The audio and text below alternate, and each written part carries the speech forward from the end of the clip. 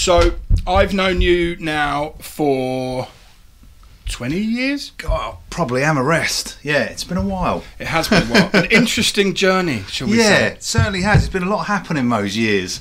We've gone from, I've gone from driving a little white van to driving a little white van. And you've gone from driving a little white van to driving a nice Mercedes. So I'm thinking maybe I've done something wrong. I don't know. It all depends how much you've lived your life, doesn't it? You know? The only trouble with living your life is that you suddenly find yourself in a position at 45 where you've got nothing, but you've done quite well for yourself, really. Yeah. And it also, quantifiably, we've lived quite similar lives in as much as music revolves around through everything we do. Yeah, certainly, yeah. We've made everything we've got ourselves. Yep. I would have said that was fair. Yeah. So I think we should probably tell everyone what it is you do because they're bored of me. So, right, so Simon, so I call you Simon Underground. Yeah, so that just fell into by accident because it was underground music and I used to call people up and go, hi, it's Simon from Underground Music, and they go, oh, Simon Underground. And yeah, Simon Underground's on the phone, and it just stuck. I was introduced to you, though, by Sally, I think. As probably as Simon Underground. Yeah, probably. Yeah, I mean, it just kind of stuck. There was another nickname of fucking Chocky before that I've got to put down to my mate Charlie. Yeah. Just... But it was horrible because there was another Chocky in the DJ scene, and people when they hear, oh, you Chocky? No, I'm not fucking him. No. So I'm glad Simon Underground ended up sticking instead because. Okay. So yeah, underground music I started in 1992 with the help of said Charlie. Is that Charlie Farley? It certainly is. Right. Yeah. I've met Charlie lots. You have met Charlie years lots. and years ago, though. Yeah. I met him on his 33rd birthday when I was 19. Oh my Lord. And for me, looking at this bloke who was 33 and he was into all this crazy music and he was going out to clubs, and I was like, what are you doing? You're 33 years old. You shouldn't be going out to clubs and doing that. So it was a real revelation as a fresh-faced 19-year-old that somebody would actually be going out to clubs, and then he saw within me that little entrepreneurial streak, and sort of between us we cobbled up this idea that I'd start selling records and he would help me out because my knowledge wasn't really that great of the music at the time. I knew what I liked, knew what I wanted to be involved with, but I had no idea of the labels and artist names and things like that. So with that, you said you know what you liked. Yeah. Okay, so just before we get too far in, is that what you still go on your gut about music? Oh yeah. So it's because obviously underground music is now a record label, is it? Record label, pressing plant, distribution, mail order, the whole lot. Plant, so the most important thing for me, I've had a label too, minor label, and we did a few things, but it was purely self-serving. It was to release one of my bands, I can't remember, Distorted Breed. But this is how it should be for me with music. You know, if you want people to follow you, you've got to. Or listen to you in a way, you've got to just be confident in your own idea of what the music that you like should be like. And not pandering to anyone else. I think that's been the big thing. He's not listening to anyone else. Like when I play my DJ set, some people, when they go into a DJ set, they're like, oh, well, I play for the crowd and I play what they want to hear. And I'm like, I don't want to play what the crowd want to hear. I want to play what I want to hear. Yeah. And if they like it, that's all good. And I'm happy with that. But if they don't like it, that's equally good. I'm not, you know. It's also faulty logic, thinking you're playing what the crowd likes. Because what, do you know every single one of them? Exactly. 8,000 people that are off their pills. And it's not, it just so happens that they're enjoying themselves at a party. How much you are to do with it is... There may have been some outside influences. Exactly. There might have been some other stuff going on there. But, you know, generally, because I had this conversation with a guy before and he was saying, oh, but how do you know what to play and what to... And I was like, well, I just play what I want to hear. And he was gobsmacked. I'll play what I want to hear, not what the crowd wants to hear. And I think you've just got to be confident in what you like, because blimey, the stuff I got involved in first of all was, you know, it was dark, it was hard, it was offensive, it was the kind of record that you'd put on and people go, oh, I bloody hate that, or, you know, it was a real polarising thing. Yeah, but the polarising reaction is the key. Oh, exactly. It's something that causes love or totally. hate. There's no grey area. No, there was nothing. A fine example of that is when I had my little unit down at the back of Ware Road. Yeah. There was some guys working in the Daymar doing some work out in the back there. Daymar. Yeah, we had Daymar with Ash. Yeah, man. So there were some builders working there, and we were playing some properly offensive 200 BPM speedcore, hardcore techno stuff. And one of the guys popped his head out the window and went, "Man, that's amazing. I've never heard anything like it. Can you do me a tape of it?" And we're like, "Yeah, of course. Like, what do you want?" He's like, "Oh, just for stuff like that." So we're like, "Right." So me and a couple of mates who were sitting around when he poked his head around the corner, were like, offensive mixtape then. So we got the most offensive, hardest tracks we could possibly do and gave it to this builder, presented it to this builder. "There you go, mate, you'll enjoy that. Stick that in the car." And wow, he's like, "Oh, brilliant." He took it off and he came in the next day and he went, "Oh, you're going to have to do me another tape if you don't mind." I'm like, "Well, fuck, we only gave you one yesterday, man." He's like, yeah, I went home and put it on and the missus heard it and she was so upset about it that she smashed the tape up."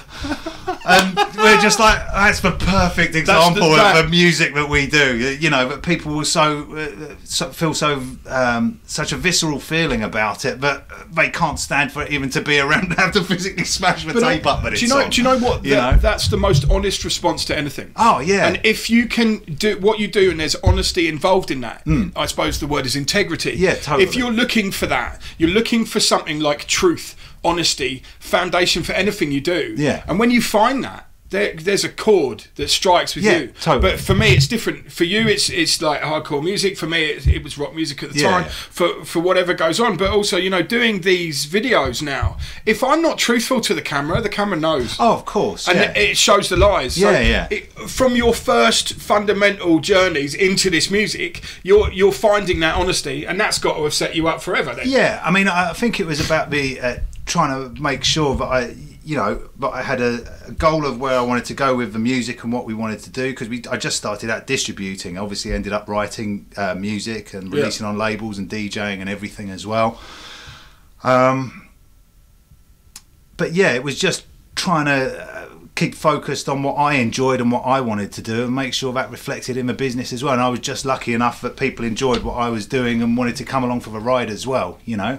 It didn't last forever, but it lasted for a bloody good long time. And you know, when you see that a lot of people jump in and out the music industry, and they'll be in it while, you know, I saw it when I was young. It's a bunch of young guys around here. There's no old boys really. There was a few of them, but they were like Colin Faver, who was one of my big influences, was obviously one of the old boys who was around. But apart from that, it was a young man's game for DJing and producing, and it is still now, which is why I'm glad that I have the distribution and now a pressing plant, which still keeps me involved and interested in the music. But also, you know, the pitfalls which some of these kids growing up now don't. I mean, obviously it's transient, the business, so they'll have different problems. It's not all about money. It's not all about, but you can give them the distribution that they need without maybe some of the troubles that you've had. That's the key, though. You started off where they are, and now you're where you are. Yeah, exactly. So I've got a little bit of an insight of what it is to be when you're an artist and you're looking at these guys going, you know, what are they doing and how's going on, and try and the way I deal with people is like I would like to have been dealt with when I was dealing with record labels. It wasn't always the case, but you know, we didn't do bad. The records we released at the time, what we didn't earn from money out of them, we earned in kudos and bookings for being on those particular labels, and so the knock-on effect of it was looking at the larger picture from the start. So this might not be pound notes in my pocket now, but that trust and that build-up we've got from selling these records, that comes back to pay us back. You could see the infectious nature of the music amongst these people that were into this hardcore techno at the time. I mean, remember when I first started out, it was at a club called Knowledge. So I didn't have anywhere to sell records from. I was living in my bedroom, you know, at home at mum's house, and I just had the idea of selling. I wanted to sell records somewhere. Looked at trying to rent a shop in London. This was all ridiculous money. I couldn't afford anything like that. So I thought, well, I'm at this club every week. I mean, it was a religious thing to go to Knowledge every Wednesday night, which in itself is kind of mad thing to have to go. The only techno club in London was on a Wednesday night, but it was packed full, 250, 300 people every Wednesday night. And it was a proper good party as well. I mean, it wasn't just people coming in for a drink, which for a Wednesday night was pretty stunning. And you had, you know, Colin Dow and Colin Faver, who were the biggest sort of techno DJs in that time. Their Kiss FM shows they had every week. And yeah, it was a real religious experience going there. And I just thought, there's a bit of space back there next to the pinball machine. let me go and have a word with the owner, see if she'll let me rock up with some records and stick a crate of records at the back of a club. Yeah. Well, obviously, and so I went to see Jane, who was great, Jane Howard. And I said, look, you know, I'm not sure if this will work or not, but I've got nowhere else to sell these records. I sell them to mates around and drive around to see a few DJs. How about setting up a stall at the back of a club? And she's like, yeah, if you sell any records, just give me a few quid. So I was like, brilliant. So rocked up there the first, did a big order, got all the records in. I had no idea whether I was going to sell them or not. Did the order on my credit card and had to order it to my dad's business because I didn't have a legitimate business then with a VAT number. So I used my dad's VAT number and business name to order my records, which he was not too happy about. But he was like, oh, come on, get on with it. So yeah, I ordered those and then rocked up at the back of a club with the help of Charlie. We wrote little descriptions about the records on little stickers, put in a nice sleeve and put those records out. And first night, pretty much sold out of records, which was amazing. I couldn't believe it. I got to meet all the DJs that were playing because no DJ worth their salt would walk past a box of records at the time. You know, well, this is your staple, your thing. You've got to have a look. If you're a collector, these aren't records. These aren't records that you can get in a normal store either, are you? No, you know, I mean, there was a few of them would be available, but they'd be coming over in small amounts. And the thing is that you wouldn't get them in the likes of Hartford and unless at tracks, unless you specifically went in and had a word with the bloke and said, "Look, I know your distributor's got this in stock.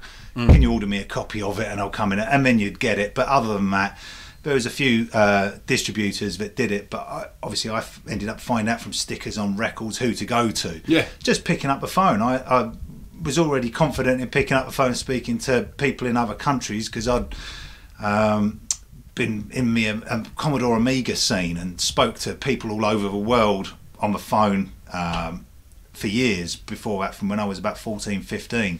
So I was confident picking up the phone and speaking to people in Europe and yeah, just called them. Hi, I want to get some records. Yeah, we need your VAT number and your business name. Fax us over your VAT certificate and you can do an order. So using my dad's business, I faxed through all of the details they wanted and ordered stuff up from there. The thing that can be taken from that is that if you're starting something from new and you don't know how, there are two things you have to do, right? One is you've got to go and bloody do it. Yeah. So you have to have the confidence to do that. But also then you've got to have a plan.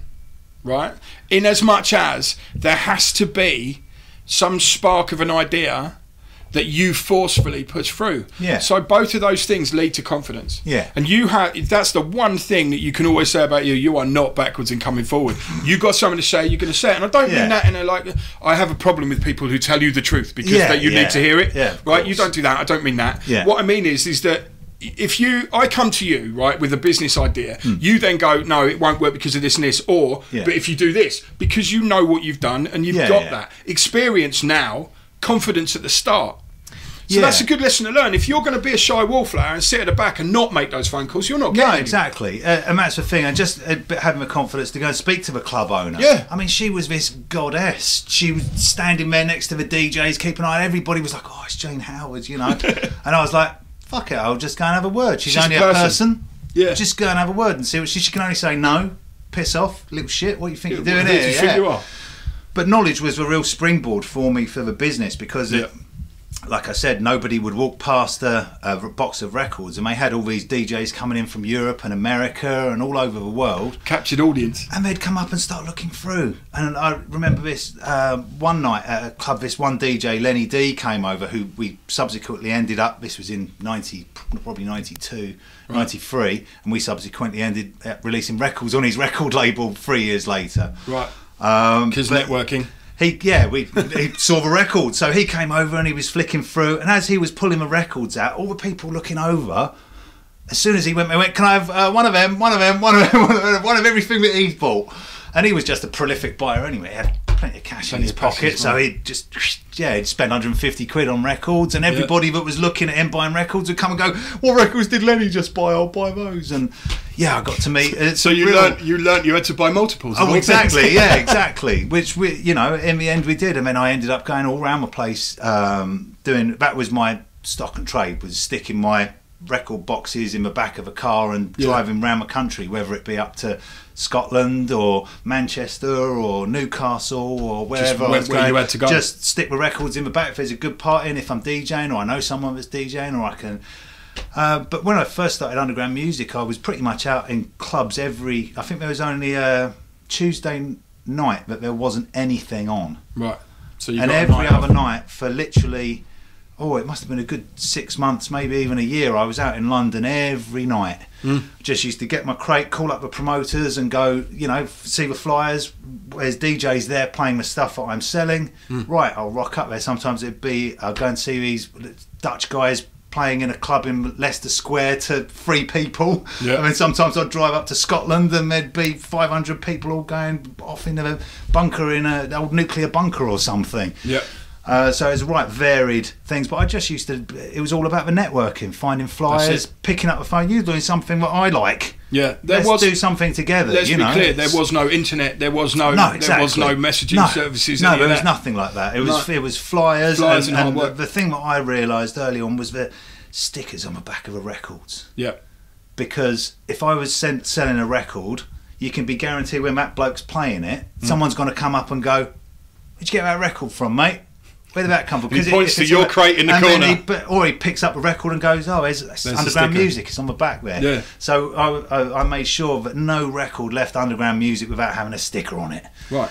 Because it was a great way. And it's interesting because when I travel the world now and I see DJs, like I was in Japan a couple of years ago, and one of the DJs there, I was like, can I have a playing vinyl? So I look through your records as any good DJ does, and as I'm looking through, it's all my records, all records that I've actually hand stickered, sat on my lap and put a sticker on my record, and it's ended up 15, 20 years later in a different country in Japan with this bloke. I mean, a bit. Right, so attention to detail as well. And just finding those little things. And noticing what other people are doing as well. I mean, never be shy about jumping on the back of what someone else is doing if it's the right fit. Exactly. Like, it was a great asset. They used to put those stickers on the back.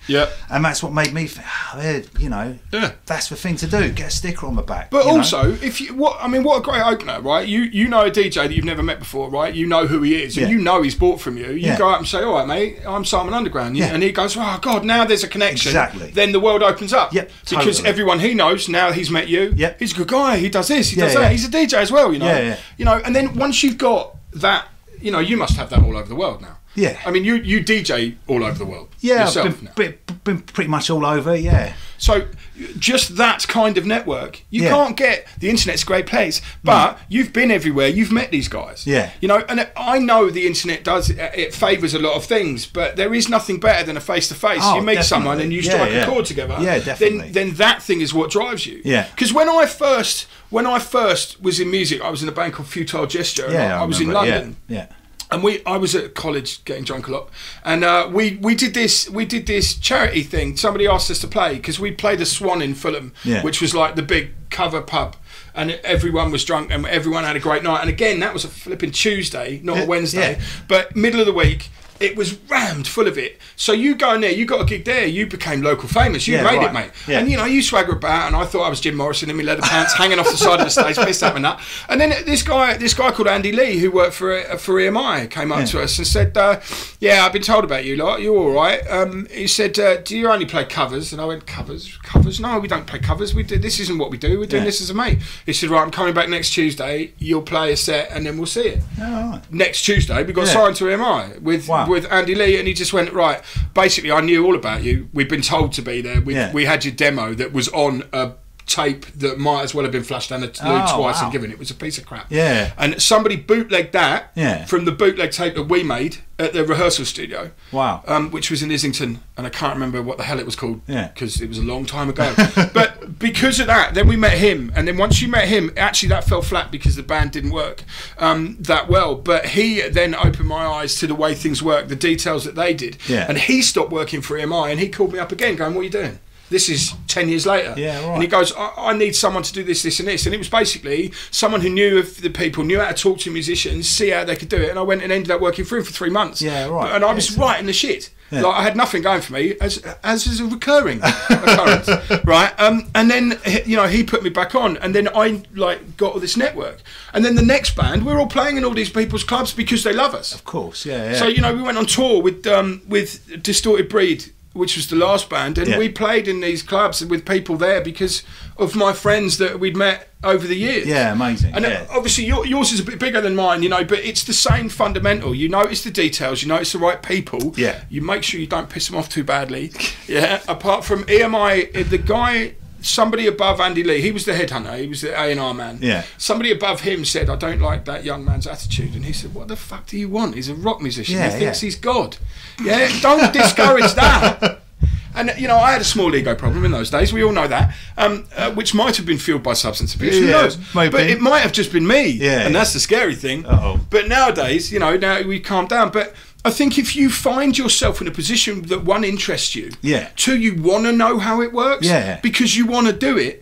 That's what gives you the impetus to look for them details. Yeah, totally. And what would have happened, right? And this is pie in the sky rubbish. But what would have happened if you'd not noticed them stickers? Yeah. Your world would be completely different. Yeah, now. totally. Yeah. You might be selling toilet rolls in Asda. Yeah. Who knows? You never know. But not that there's anything wrong with that. Well, one of the biggest things, I think that the idea of being able to do it yourself and seeing other people around you that are already doing it and thinking, well, if he can do it, I can do it. That's exactly it. And having a confidence. But one of the biggest confidence, and it sounds silly when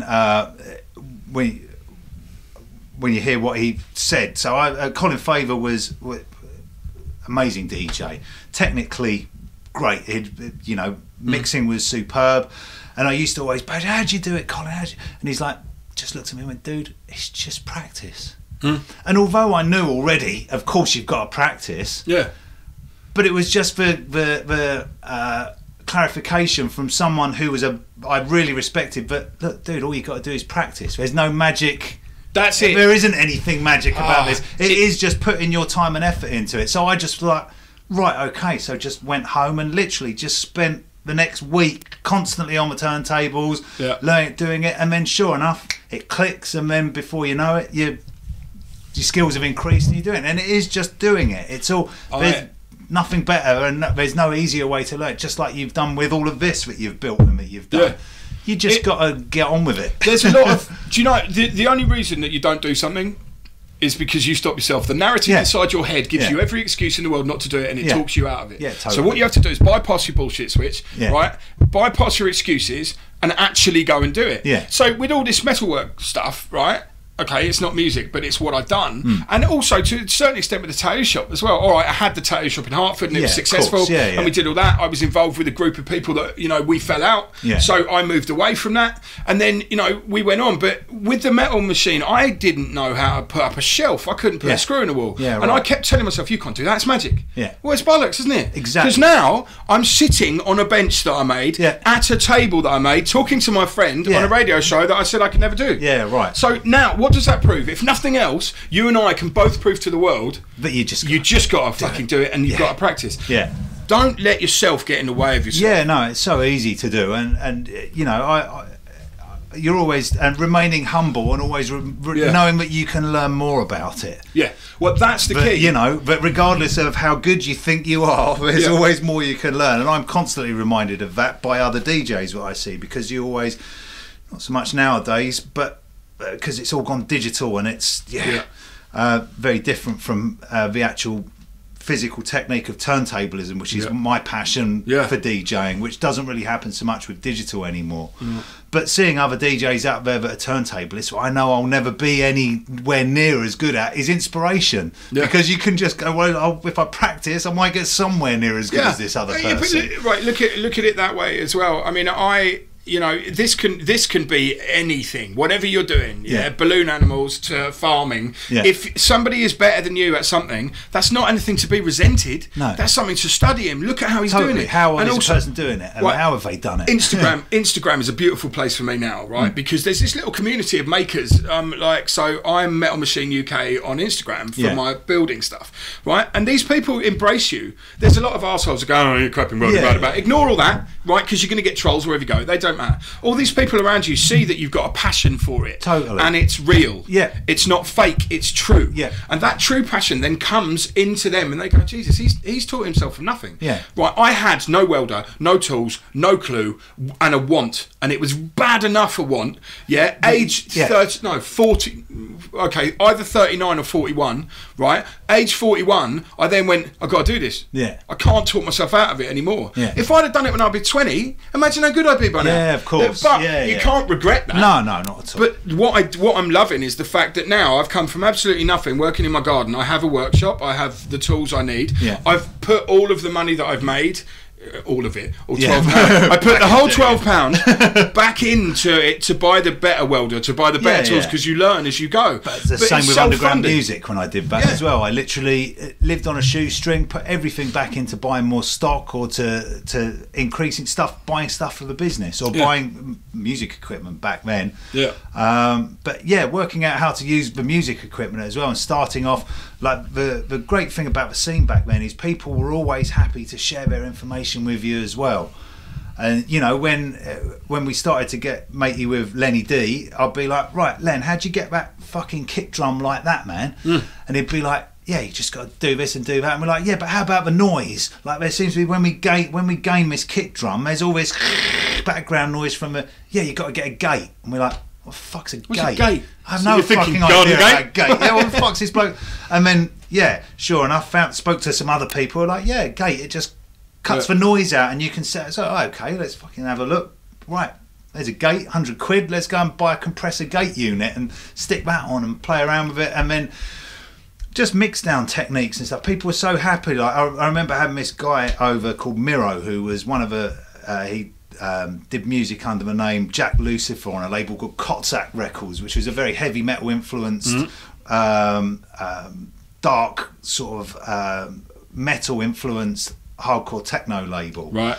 And this guy had a particular production, and the overruling label PCP had a particular sound to their kick drums and snares and claps and hi-hats. So like a signature sound. Signature sound for them. Right. And I booked him to come and play at one of my parties, and we were hanging about on a Sunday afternoon and just messing around. And I'm like, man, how do you ever get that sound like that? He said, so he went over, programmed a kick drum, got the Juno going, put it in, and then just set all the effects. And within 2 minutes, he had like a PCP style track running on my equipment.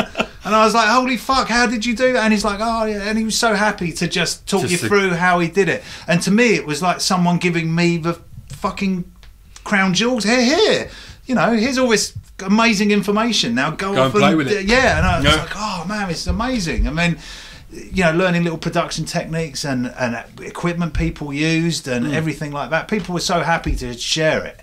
You know, that's the difference between nowadays, though, where the access to information is so much larger. Everyone's so more guarded about everything. Yeah. Someone criticised me the other, I don't know, maybe a year ago, about being too open about my process, and I'm like, what are you talking about? I'm making a table. Yeah. There's 1 million people in the world who know how to do this. He said, yeah, but there's 1 million who don't. And I went, well, let them have it. Exactly. Because if I'd have been able to see that, and he's like, no, you can't do that. They're special. And I'm like, no, you're wrong, mate. Yeah. Because people have shown me everything. If someone learns from me, that's great for me. Yeah. Because that means I've got to a level where I can impart some knowledge. Yeah. And you know, I haven't been in a position to impart knowledge very many times in my life either. You know, I've ups and downs, ducks and dives, but I've always been true to myself. And as much as that musicianship, you know, I've never written a song that sounded like somebody else to sell it. Yeah. I've written the songs that I did, but luckily, you know, the dirt rock stuff was all just about me being like coming off drugs and being clean and being in a band to keep that up. And I wanted to play in a dirt rock band, so I built one.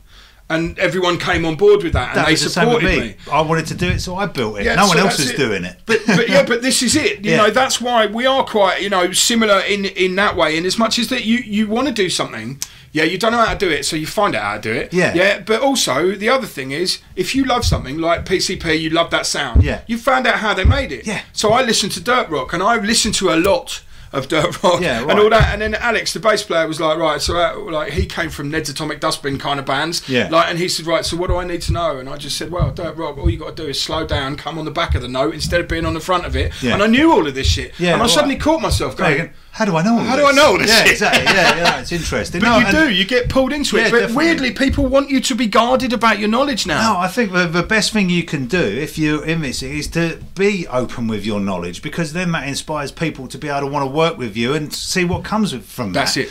You know, I think collaboration is the key now. Yeah, totally. And I'm one of the things that I'm most humbled about in the way in what I've done in my career, because it's just in a tiny little niche offshoot of dance music. It's, you know, in the overall scheme of things, it's bugger all or nothing. But you know, to have a small amount of influence, and there's been a couple of times over the years where what I've done has directly influenced people that's actually properly changed their lives. Right. You know, like there was That's fucking huge. and it's amazing to think that like there was this going way back, there's this guy I used to sell records to in the 90s who lived over in Ireland, and he was always like, oh, I really want to come over to parties in England. You're doing parties up in Scotland, aren't you? I can get the ferry over and blah blah.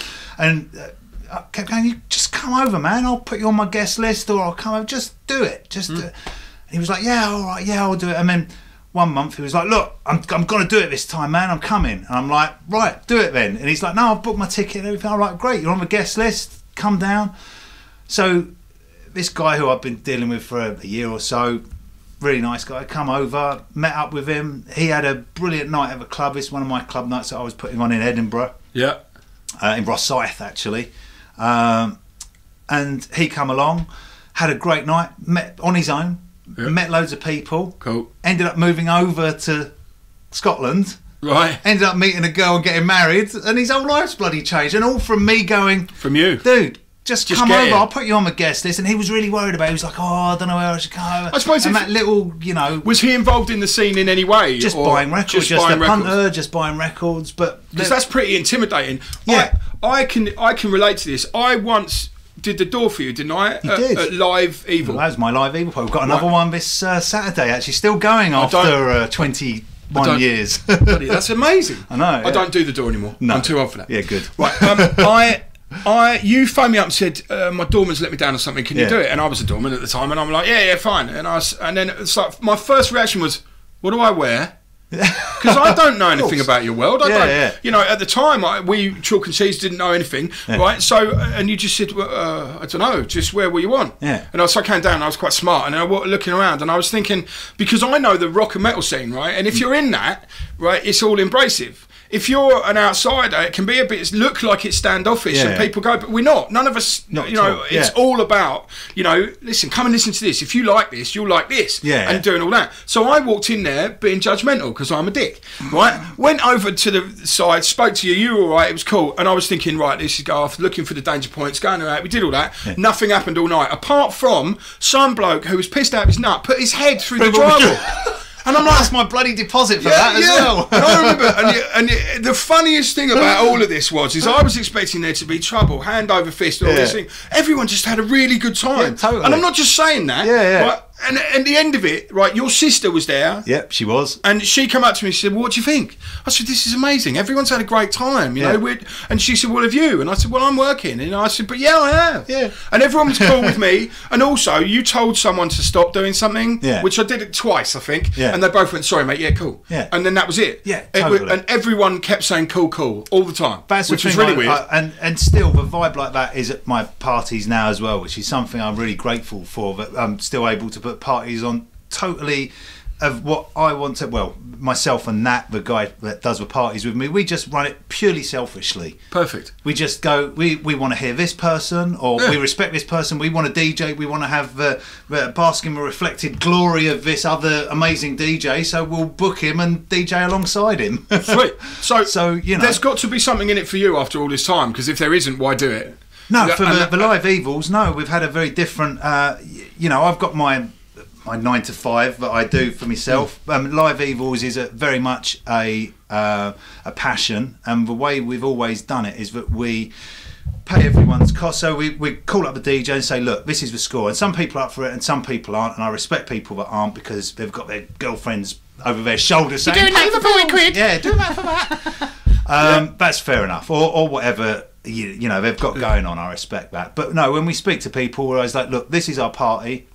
If you want to come, everyone gets treated the same. So whether it's your first gig that you've ever done or your 1000th gig you've ever done, you're getting paid the same. Yeah.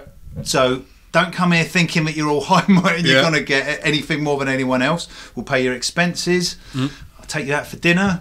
We'll put a crate of beer and a crate of water behind, and then at the end of the night we split the money equally between everyone who plays. Yeah. And it's a great leveller for everyone as well, and it also weeds out the people that think they're bigger than their actual boots and they should be getting paid more than the other people. Do you know that? I like that idea as well. I like that because it gives you a base level. Yeah, of course, and I'm very lucky that people are up for it in that respect as well. What I meant about it having something in it for you is that's what's in it for you. Oh, I love it. You can DJ next to, I don't know anyone's name. Someone great. Exactly, yeah. But you know, that gives it a thing. How many years? 21 years now. 21 years of running a live show. Yeah. Look, having been promoter in a big way, I can tell you that's a fucking great achievement. Yeah, no, it is. Right? And I'm proud that people are still willing to come along and enjoy it, because like I say, we do it purely selfishly. We don't think we're going to do it because we're going to get people coming along. It's interesting. People come, oh, thanks for putting on the party, man. I've had such a... I'm like, dude, I'll be here anyway. I did it for me. I did it for me, yeah, exactly. And I'm like that because I do. I'm lucky to be able to selfishly, but I can go to these people and they'll be like, look, I don't care. They're passionate about their music. They want to play it out. Yeah. They know it's going to be a good party, and the vibe is brilliant because people are travelling for it. I mean, we've had guys come from Japan for the weekend to come to Live Evil and then fly back home on a Sunday. And we've had Americans do that, and Europeans, loads of Europeans make the effort. So people they've not just gone, oh, there's a party on down there, should we go? They've gone, fuck, it's Live Evil next week. So, and they've booked their train tickets, their flights. The people have travelled in. We have more people probably come from Europe than we have come from London. I was just about to say this, right? How many times have you heard promoters, right, standing there going, well, people won't even come outside their own front door and I'm fighting against this. Do you know why they're not? Because they don't want to come because your party's shit. Yeah, you don't know what you're doing. Yeah. Right? Yeah. You have got people flying in from all over the world doing what they want to do because you've done it. And do you know what's recurring in our conversation? Right? The recurring is the honesty and the truthfulness of it all. Yeah. You've told me why you do it. And you told me that is you want to do it because you can go and play with these DJs. Exactly. You can have a level in time where everyone's on the same level and you do it selfishly. But that selfishly is honesty. Yeah. So you've run something honestly. Yeah. You haven't said I'm doing this because it's selfishly so everyone can. You've gone no fuck that. It's for me, I'm doing Germany. Yeah, exactly.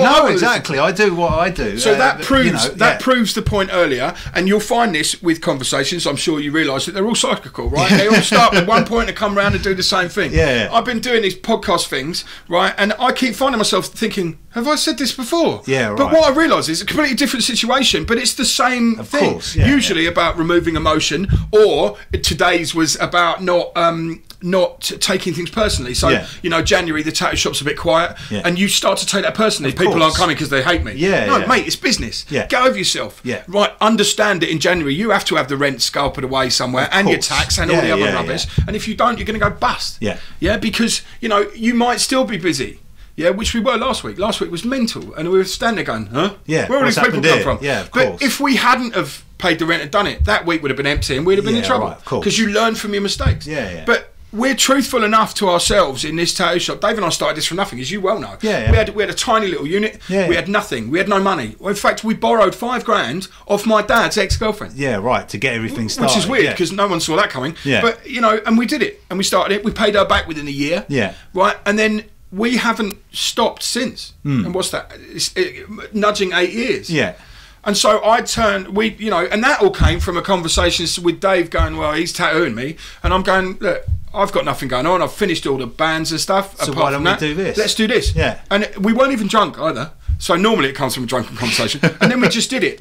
We didn't say we're going to do it and then tell everyone. No, we didn't tell a damn person about it. But now that's a really interesting point, that one. I know it's a point of contention that I've had with a few people, is about fucking running your mouth about what you're going to be doing. Get on with it and then talk about it. That's what really, nothing fucks me off more when people send me a track and says, it's not finished yet, but would you have a listen? And I'm going, why the fuck would I want to engage in some art that you can't even be bothered to fucking finish? Why are you doing this? If you're impatient and you can't finish what you've started, that tells me everything about you. Yeah, exactly. It's one of the worst things you can do is to say to someone, here it is, but it's not. And I understand from some people's point of view, they're doing it as an arse covering exercise. So if you come back and go, well, that bit's shit, they go, well, I did tell you it wasn't finished yet. Yeah.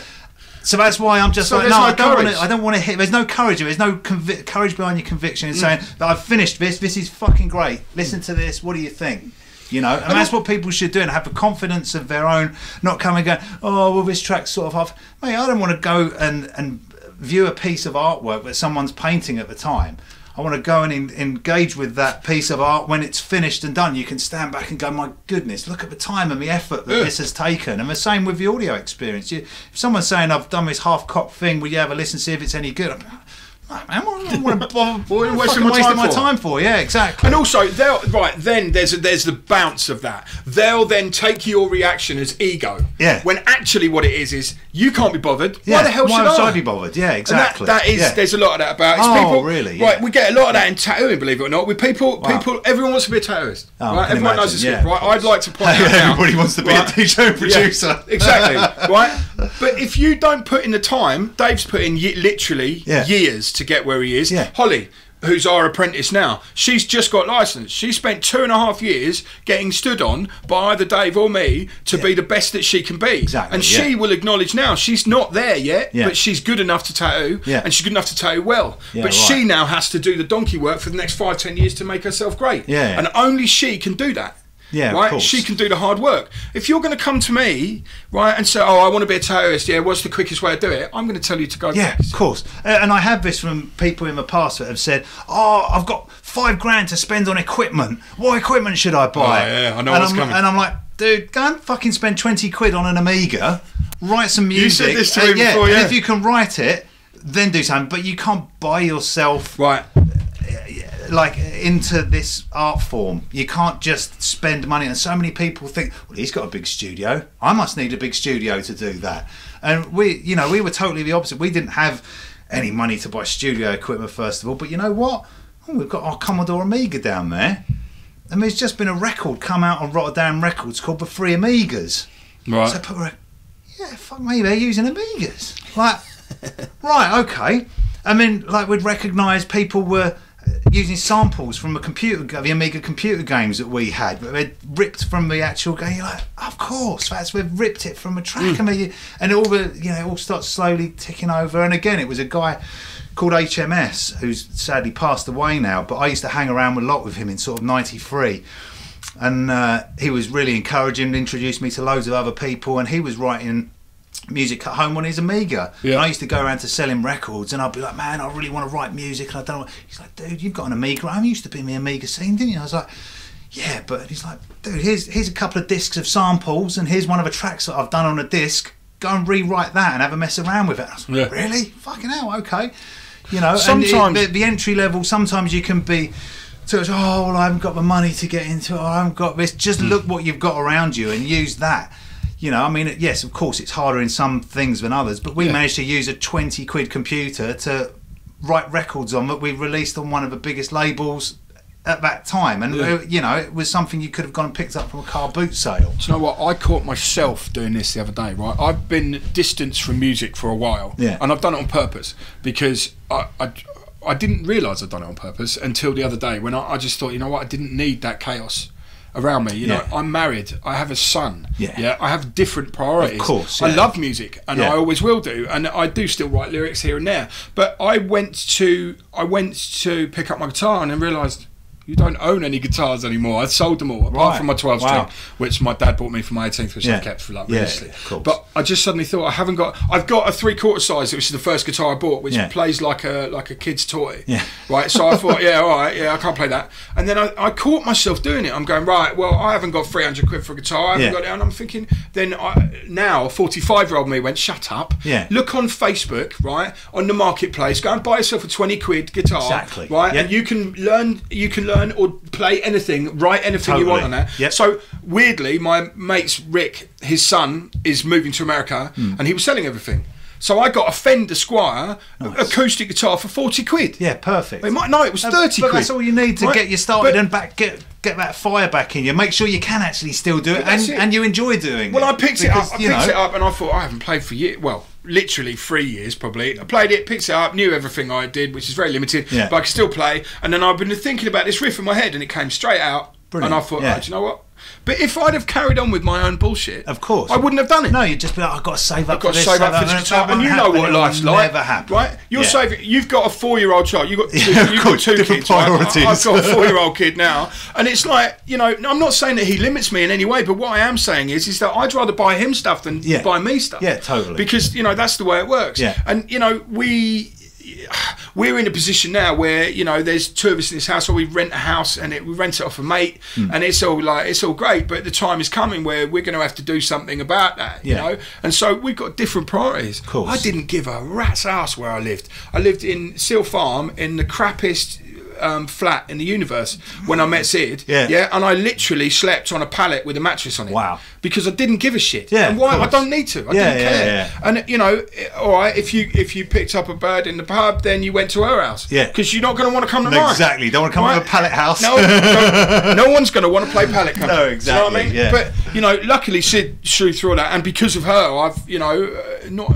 that sounded wank, but no, I know with her, we've built this life that we have. And we're not done yet. You know, I'm 45. I ain't dead yet. No, surprisingly. Totally. It's interesting, but you've still got passion like I have about it, because you always think that as you get older, you get less passionate about things. But I've still got the fire in my belly for the stuff that I'm doing, and I enjoy getting up in the morning and having these challenges of. Well, that's the difference now, right? Where I'd be quite happy to sleep my life away and do all that, and then because I got pissed or whatever, now I have to get up at 7 o'clock in the morning because my son is woken up. Right? But also, there's a dog downstairs who needs walking. But that 7 to 7:30 where I walk Lily first thing in the morning, okay, is a calming influence, right? I get to think about my day, whether I know it or not, of course, right? And then by the time I get back, all of the angst and the rubbish that I've dreamt about has gone away. And then, you know, you clearly get, my son's getting up for school, my wife's sorting it out. She's also, there's going to be a transition. She's now got a job, right, going through. So she's gone from being a housewife mother, right, and now she's going back to work. She's going to be a veterinary nurse. Wow. So she's learning that.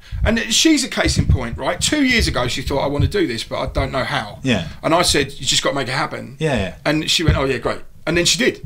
So she started volunteering with animal shelters, right? And then horses. Disabled kids ride on the horses. She looks after the horses, right? And then she thought, right, got all that. What do I need to do? I need to educate myself. Self-education. You know that I love self-education, right? So because, you know, you don't want to be a stump your whole life. You want to learn a few things. So she's taught herself everything she knows. And the first bloody job she applied for, to be an animal care assistant, after volunteering, putting herself for education, talking to people, getting GCSE she didn't have. She had all that in place, applied for the job. The first one, bang, she's got it. Brilliant. She starts in 2 weeks. Right, but that didn't happen without hard work. No, of course. Determination and moving it. So definitely. That's 3 people out of 3 people, figuratively, in this room that made the same moves in a different way that gave the end result. And if I didn't have passion and I didn't want to get up anymore, what's the point? I mean, don't get me wrong. I've had times like that. Oh, hello. I've had a few times like that, but. But overall, I still have that passion for it and enjoyment for it. And, do you know, right, we're quite established in our fields. You know with what you do and what I do and in these things, and we've been doing it for a while. Me to a lesser extent, but that's just because I decided to go off into the wilderness for a while. It's been 26 years this year for me. So later on this year. So so you've been a while. But now you still get up every morning. Right. Feed your kids. Feed the cat. Talk to Joe. Or feed Joe. Talk to the cat. Out, and the kids go on. Right. But then. You then still get in that motor and you go to that place. You've got a unit. You've got a place you go to work. When, you know, in theory, after 26 years, people going, oh, I've been in here on board. And so that's your fault, mate. What you need is to find a new avenue. Exactly. And something that you will enjoy But doing. also people who work for other people as well. They go, well, I resent it. I'm not getting this. I'm not getting that. No, you didn't start this company and you knew you were an employer. Oh, exactly. And what I hate the most, and I've been an employer, is people go, well, you get all the benefits. And I went, how do you see that? Exactly. How do you see that? Right? You're driving around in some flipping nice motor and you've got a nice house because I pay your wages. Exactly. Right? The reason I pay that is because you're working for me. You didn't go out and start this, right? But away from all that if you had a spark of interest in that and you wanted to go another way, even though you work for me, I'm going to back you doing that. Yeah, and I will take a risk, because I have done all my life. That's the one thing you can say about me. Is I'm not worried about taking a risk. No, of course. And the same with you, though. You've done it. Now, I want to talk about, pressing plants. Yeah. Right, now this, underground music now presses its own music. Is does. that right? Yeah. So the opportunity. What's a pressing plant? So essentially, we take polyvinyl chloride (PVC) pellets and turn them into records. We've got an old machine called a Tool X Alpha machine, which was a Swedish machine built in the 70s, which is the is it cool industrial looking? Yeah, it's an amazing little machine. It really is. You need to show me that at some point. Yeah. I mean, the opportunity arose. Now, it always, from the outset, my idea was you got to have the pyramid. If you're going to be down the bottom producing the music, the best way you can have it is to have your own record label next. Yeah. And then if you've got your own record label, you need your own shop to sell it in. Yeah. And then you need your own distributor to distribute them. Yeah. And then you need your own pressing plant. Well, I've had all the others right up to the pressing plant until last year. And it was always my goal that was what you should be doing in business if you're going to do it. It's the old method that I think it was a Japanese that did it with their companies. The way that people like if you go to Japan, you'll have Hitachi chewing gum, right? Because it's an offshoot of another business that they have. That the byproduct of it gives them all the ingredients they need for chewing gum. Right. So why don't they just start up doing it? So it's all these weird. So they have the pyramid. They have everything from the person that digs out the shit out the ground to the final product. They own all the supply chain down the way. Which makes perfect sense. Exactly. So this is what I was always looking at from when I first started underground music. I was like, I'd love to have my own press. Right. So I wasn't bloody wrong, was I? To be able to produce your own record. You knew where you were going from the start. Of course. Yeah, totally. The plan was to have be able to sell the records that you're pressing. Yeah. And finally, I've got myself into a position where, that's what we're doing. Whether I actually end up making any money out of it is another. It's been an extremely, like when I first wanted to go into pressing, I called this guy Tony, who I've known for. He was running the first pressing plant that I walked into, and it just so happens my partner in the business owned that pressing plant that I first walked into 26 years ago. Right. And I remember vividly walking into that building and seeing Damon sitting there behind the desk and seeing all these presses running and thinking, fuck, this is an amazing place. I want a piece of this. I'll just have one of them somewhere where I can do. And turns out all easy. But anyway, Tony worked there and I still keep in touch with him. So I called him up. Tony, I'm thinking about going into business. We're going to do this together. And he went, well, whatever you're going to do, remember it's going to cost you twice as much and take twice as long. Yeah. And Tony's the kind of guy that he's a brutally honest guy. Right. He's an old army bloke. He takes no bullshit. He speaks clearly and honestly about what he thinks and feels, without any recriminate. He's just one of those blokes who just speaks his mind. So when he told me, and I trust him, that it's going to take twice as long, cost twice as much, he weren't far wrong. It actually cost twice as much and took 3 times as long. Right. So last year was fraught with the anxiety of, am I piling all this fucking money into something that's not ever gonna come to fruition. But we've really turned a corner recently. We've got a new UK supplier for the metalwork, because it's a weird, with the supply chain for records, you have to have, so you have your original artist who gives you the tape. Then I have to send that off to a guy who cuts the record. So he does the physical cutting onto a lacquer disc. Right. Then that lacquer disc gets sent to another company, but put it in baths and grow stampers. It's like alchemy. Right. So they use nickel plating. So you'll inside this lacquer disc that you've got is a metal disc.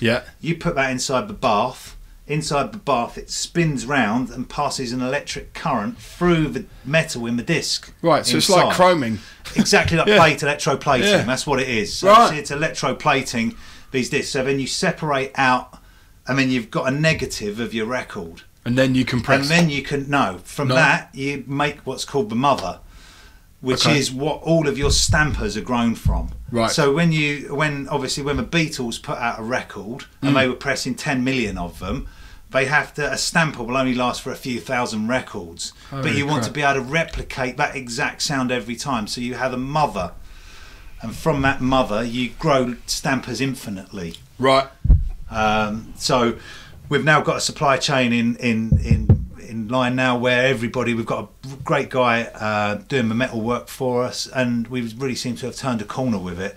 So all of your ducks are in a row. It's all come together. Yeah, it's been a long, fraught process to get there, because you wouldn't believe how many ways you can fuck up pressing a record. No, you wouldn't think that was possible. It's when you realise how the whole process works, it is like alchemy. It really is, because the fact that somebody, when you initially see that record being cut and you've got a diamond head going round pulling off a layer of lacquer, like vacuuming it off, and you can see this layer of lacquer coming off, right, and then that's your record in the sounds in there, and then that's pretty the bad. fact that they can then use electroplating to get it blows me away. And then at the end of it you get this beautiful slab of wax that now fortunately sounds beautiful, right.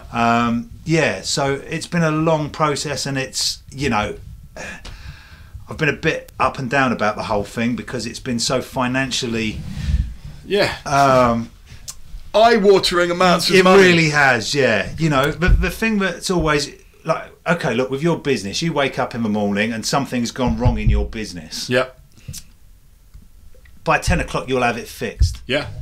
Same as me with my business. For 25 years, if something goes wrong and something needs doing, I can either pick up the phone or I'll fucking do it myself, and I'll have it sorted that day. Well, now when I've got the pressing plant, I've got all this fucking hydraulics and all of this stuff, and I have to... the hydraulics have sprung a leak down there, and our hydraulics have sprung a leak. Yeah, we'll be around next Thursday. Yeah. And by the way, it's 300 quid. And by the way, you've got to pay us in advance. And then bloke turns up with a fucking spanner that size and turns it round, and then that's it. He disappears, and you've just paid 300 quid for some bloke to turn up with it. Slightly more than that, but essentially you're turning a 300 quid for a man with a spanner for an hour. And it's not like I've got a mate who knows about hydraulics for record pressing plants. Well, that's how both of us have lived our lives for a long time, relying on our mates who know how to do stuff. Exactly. Now I'm totally out of my comfort zone with that, because there's no one to go, hey, how do I do it? There's no one. There's, you've got to get the experts. I know a couple of tractor drivers, don't yeah, exactly. The whole thing, we've got a cooling tower. Right. So because we've got a cooling tower, we have to do all of the tests on the cooling tower, otherwise we can end up putting fucking Legionnaire's disease. Oh my god. So we have to dose the cooling tower, and you have to keep all these records. You see the trouble these records cause? Oh, seriously. Holy crap. And if you don't keep a record of everything, the council can turn up and demand to see your logs, and if you haven't taken readings and measurements every couple of days on this, you're fucked. The fines are astronomical. You'll be... Yeah, I understand that kind of thing, because obviously we've got a debt of care that we have to pay for our clinical waste. Yeah. So I understand that, but it's nowhere near as complicated. We've got a yellow sack we put in a bin and we sign it all through. But I understand your pain. It's been really interesting. It's been a real steep learning curve for me, but I've enjoyed it, and I have, for all of the heartache and pain and the cash loss. Yeah, it's been an interesting journey. I'm in it for whichever way. The way I've rationalised it recently, when I've been getting a bit fucked off with it, is like, look, you're in it for 2 years regardless. Yeah. We've signed up 3 years in this unit. We can't get out of that. No. So we're in it. So I've just got to make the best of it and keep focusing on trying to find a way and doing what I initially wanted to do, which was press my own records, distribute my own records, and sell, retail my own records. Yeah. But because of the way the scene is now, the support for vinyl hasn't been as much in my scene as it was. But there are other scenes, the jungle scene and the drum and bass scene, where there's a little bit more stronger support for the music, and it's the genres that I enjoy doing and that I like to work with. And I think what I really want to try and do now is be my position is to be able to help. So when I was an artist, you'd always be worried about, fuck, I've got to go down the post office and do this. I understand that a lot of people were like me. They produce their own music, put their own records out, but they literally sell their own records and everything. If I can act as an intermediary between them writing their music and I do everything for them, so they just send me the tape, I'll press it, I'll distribute it, I'll retail it, I'll do everything for it. And they can concentrate on running their band camps and writing their music and doing stuff like that. I mean, you've never been shy of going to the post office. No. My first memory of you is coming out of your unit. I think... it was your first unit, walking out with parcels, like going out, and it was like 3 to the van. You did have, I remember you having that white van, Vauxhall. My Astromax. Yeah. Right, filling the back of that. I'm like, what is all that? He said, well, it's the records I've sold. Yeah. I'm like, what? Yeah. You know, and you're not shy working either. And I think all you hear these days is, right, and it's refreshing to hear, you can't do this unless you're prepared to work for it. Yeah. There is no magic button. No, exactly. There is no quick way of doing anything. That's why you've got to find something that you enjoy. Yeah, well, that's it. Because, you know, I do enjoy what I work long hours. I mean, I don't have a very good work-life balance because I enjoy my work and I like doing it. I understand I still make time for the family and do all of that, but I enjoy my work. I don't mind doing it. You know, it's not, and that's the best thing in the world that anyone can do, is have something that they enjoy doing and will be bothered to get off their arse for. Well, that's the thing. I mean, you know, when I've got jobs on, I broke my wrist like just before Christmas doing a job. Yeah.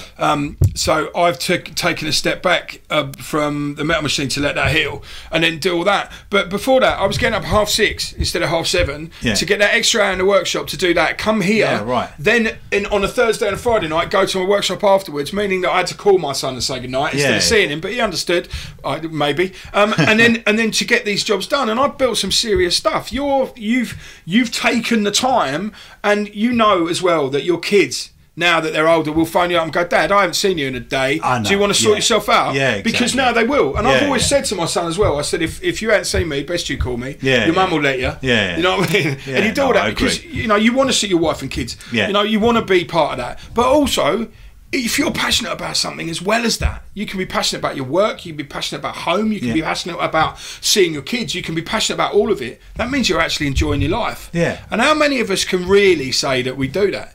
If you're going to resent working for somebody else, don't work for somebody else. No, I really resented working for other people. Well, I have this horrible hatred of middle management with their bloody grey suits and their red ties. Fuck them. Right? You're nobody. You go to work because you get to boss people around and you're on a middle salary with your little 5 Series BMW that isn't worth a shit. Right? I hate them and I test it. And the reason I do that is because when I've had several firms, as you know, right? And when I was looking at doing the print design company at the beginning, I had to go and work in one of these places, right, to do it, and I was good at what I did, and that was basically selling advertising. So I went and sold advertising, got enough money to tell them to stuff it, right, and walked out of it only after I'd learnt what I needed to learn about the process and how it works and what we did, right? And what they thought I was doing was, quick money, blah, blah, and then they'll go and spunk it all and that'd be that. No, I was leeching off you information. Find the information and then do it myself. Because you like to drink in the pub and talk about everything, the ins and outs of it. I'm going to listen. And you think I'm as drunk as you are, but I guarantee I'm 5 drinks behind you, mate. And that's the thing. I found a way to turn this to my benefit. But, you know, nowadays, I know how to do tattoo shops to a point. But I still don't know how best to promote them. That changes all the time, and that's what keeps me interested. But once a year, I still go out and do flyering myself, door to door, because that keeps me in touch with the pavement, right? And that's a concept you don't want to lose. Yeah, totally. You know, it's really interesting you say that. One of the guys who I have enormous respect for, who helped my business big time, and that was a big influence for me, was a guy called Rene Bakker, who used to run a company called Midtown in the Netherlands, and I'd always heard about Midtown. They did a label called Rotterdam Records, which was one of my favourite labels back in that time. And I wanted to find out more about this music, so I went out to one of the parties in the Netherlands. And it was at a place called the Energy Hall in Rotterdam, and it was about 5,000 people, all the top artists that I really loved at the time. And it was an amazing night. And as I come out in the morning, there was this guy handing out flyers, and I was like, I had a chat with him and took a flyer, and this looks good, it's my first party over here, and that's really good, and had a little chat with him. Didn't think anything of it. And then I started getting a bit more into the music, and I thought, I've got to go and visit Midtown. So I thought, I'll give him a ring, speak to the sales guy. Yeah, I'm coming over to the Netherlands to go to this Hellraiser party. Can I come up to Rotterdam and come and see you? He's like, yeah, no problem. Come and see us. So I've rocked up there and gone into the sales room, and I'm chatting away to the sales guy, and then I've looked up over there in the managing director's office, and lo and behold, who's standing there? Mr. Flyer. That fucking guy who was standing there handing out flyers. And he remembered me, and I'm sort of giving him a little wave through a window. I'm going, oh, it's nice to see you again. I can't believe you were handing out flyers last time. And he was just so down to earth about it and just like, yeah, whatever. And he didn't even see it as it was no big deal for him. I'm thinking, this is what you got to do in your business. There is nobody else to do it. Yeah, Dave's got to be here to do the towing. And he's just like, if I can get up an hour, if this was 6 o'clock, 7 o'clock in the morning on a Sunday morning, he's just going to get up an hour earlier than he'd normally get up and go and stand there and hand out flyers. He'll drink one more of them Dutch coffees, and exactly, he'll stay away and he'll be there, and there'll be no problem. So he just got up early in the morning, went down his flight, and I thought that's a real inspiration. Someone who's not, even though he was, he had a gold, he's fucking sitting on a desk with a gold disc behind him. These guys were selling serious amounts. They had chart hits in the Netherlands and stuff. I mean, their records would regularly, I don't know if you remember a track called Poing. It was it's charted in the early 90s, and it was a bloody annoying techno track with just a boing, boing, boing noise in it. Yeah. And it was that track that he had the gold disc for behind him. It sold a God knows how many tracks, charted in the Netherlands, charted in the UK. It's hard to remonstrate with him about that music when it's successful. Well, exactly, and the fact that that enabled him to do so much other stuff as well. Yes, they had these commercial hits, but the underground stuff that they did and the music they did inspired an absolute generation of. Well, also that's people, another thing to say, isn't it? As well, some people, you get this horrible concept. You sold out.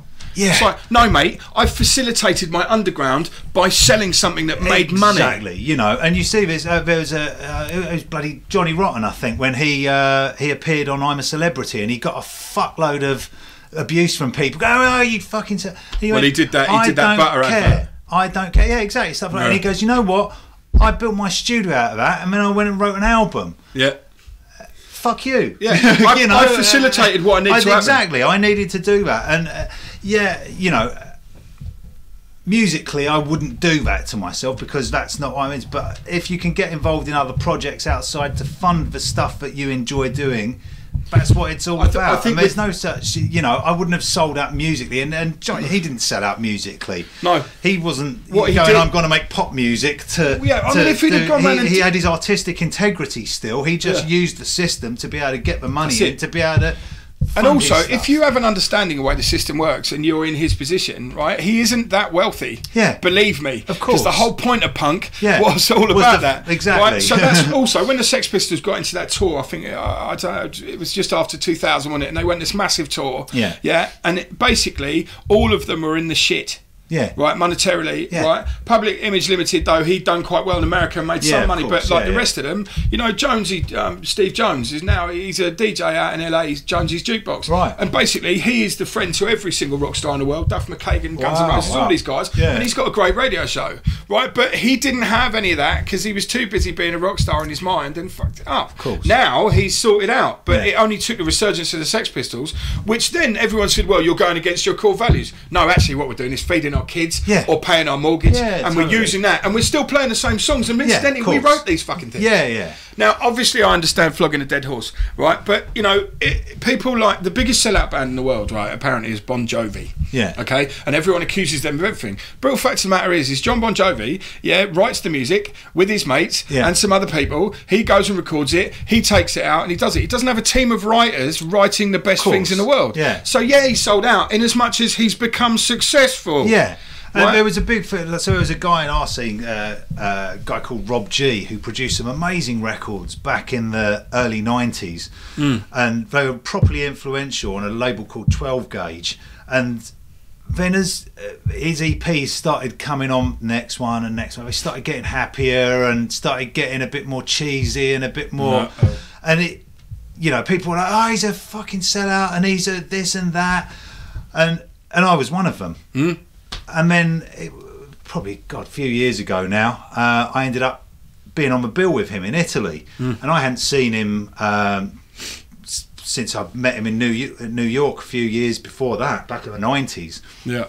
And being Italy, we were the only pretty much guys that spoke English in the club. Right. Young Italian men aren't very strong on their English. No. Very Italian centric, and it's very hard to have conversation. But Rob and I ended up hanging out for the evening. Yeah. And he was telling me the story about that he was in a punk band and that he didn't have any money for anything, but then he'd heard about this electronic music and wanted to get involved in doing music on his own. So he sold his car to buy a drum machine, right?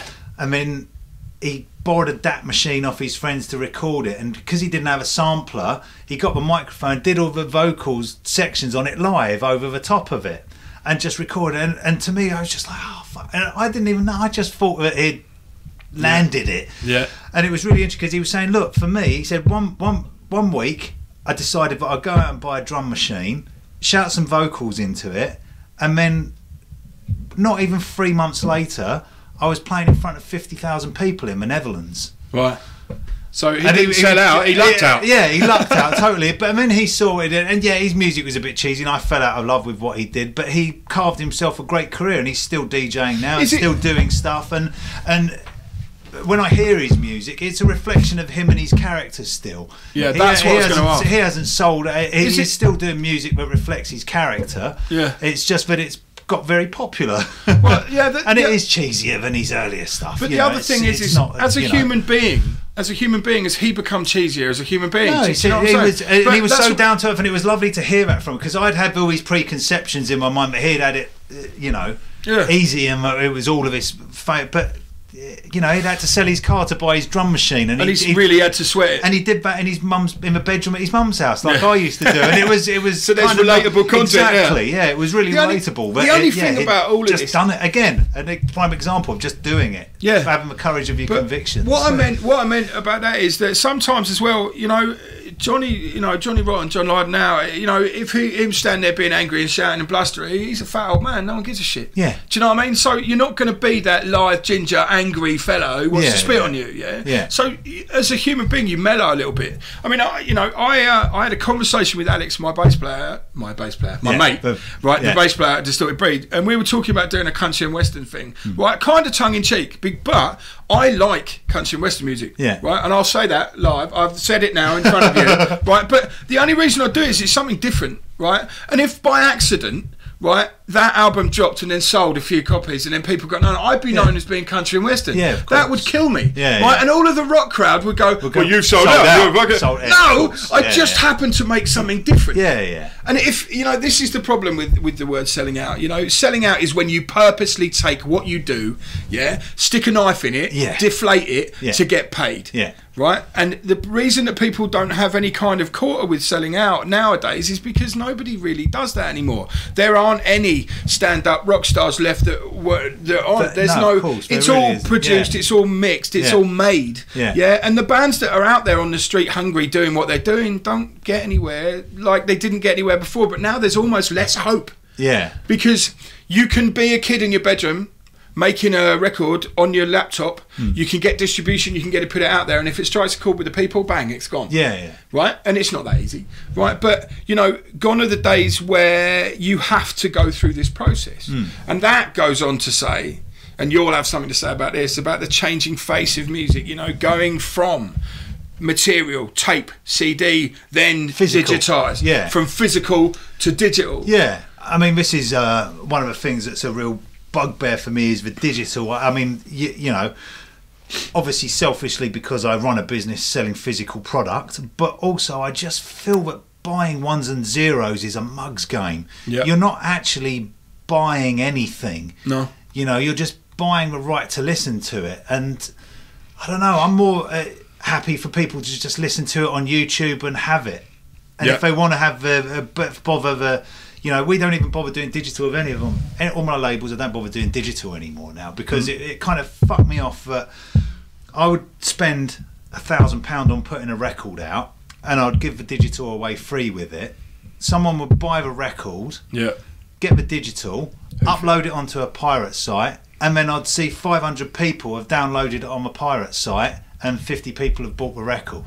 Yeah. And you think, but the thing that really fucked me off about it, and I had a real hard real trouble with it for a bit in the business, and it was a real down, like, you know, quite depressing. Yeah. But all of the people that used to support me and buy records from me were then just going to steal my stuff off this pirate website. Yeah. So and, all the my support phone, had gone. you know, my phone stopped ringing, and then I'd look on this website and I'd be like, you've downloaded. And I even called up one of these there was this Dutch DJ on there, this girl, and I'd noticed that she was playing at loads of fucking big parties all over the Netherlands, Essafira. And I hit her up on Facebook, and I was just like, I just noticed you've downloaded my latest release off his website. Are you ever going to buy anything? 'Cause she's playing at big parties every weekend. Yeah. And turned out after grilling her for a bit, she'd never fucking bought any music. Nothing. All the music she got was either given to her by friends or downloaded off this website. Holy crap. And this was the immoral thing of people. That look, I understand that people, if they're playing around their mate's house or in the pub, yeah, look, you're not going to go out and spend 200 quid on vinyl to play in a pub at the weekend to 10 people. No. Unless you're passionate about it, like, yeah, well, you know. Yeah.